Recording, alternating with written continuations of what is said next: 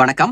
எக்ஸின் மதிப்பை காண்கன்னு கேட்டிருக்காங்க. 5x minus 25 equal to 75. இதுல எக்ஸோட மதிப்பு என்னன்னு கேட்டிருக்காங்க. இப்ப நமக்கு ரொம்ப எளிமையான கேள்வி. இப்ப நமக்கு இங்க 5x இருக்கு.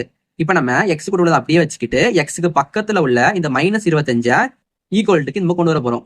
அப்ப நமக்கு மைனஸ் இங்க வரும்போது பிளஸ் மாறுமா? அப்ப நமக்கு மிச்சம் 5x இருக்கும் ஈக்குவல் டு 75 மைனஸ் இங்க வரும்போது பிளஸ் மாறும் பிளஸ் 25. இப்ப நம்ம 75 கூட 25 கூட்டணும்னா நமக்கு 100 கிடைக்குமா? 100. இங்க நமக்கு 5x இருக்கும். இப்ப நமக்கு தேவையானது x தான். அப்ப என்ன பண்ணலாம்னா x நம்ம இங்கே வச்சுக்கிட்டு இந்த 5 நம்ம ஈக்குவல் டு கொண்டு வரலாம். இங்க நமக்கு 5ங்கிறது பெருக்கல்ல இருக்கு. அப்ப நம்ம இங்க வரும்போது வகுத்தலா வருமா? அப்ப நமக்கு x ஈக்குவல் டு 100 வகுத்தல் 5ன்னு வரும். இப்ப நம்ம இதை 5 டேபிள்ல கட் பண்ணலாம் பாருங்க. 4 5 5 2 5 10 ஒரு 0. அப்ப நமக்கு x ஓட மதிப்பு என்ன வருது? 20 வருது. இதான் நமக்கு தேவையான ஆன்சர். இது நமக்கு ஆப்ஷன் D ல இருக்கு.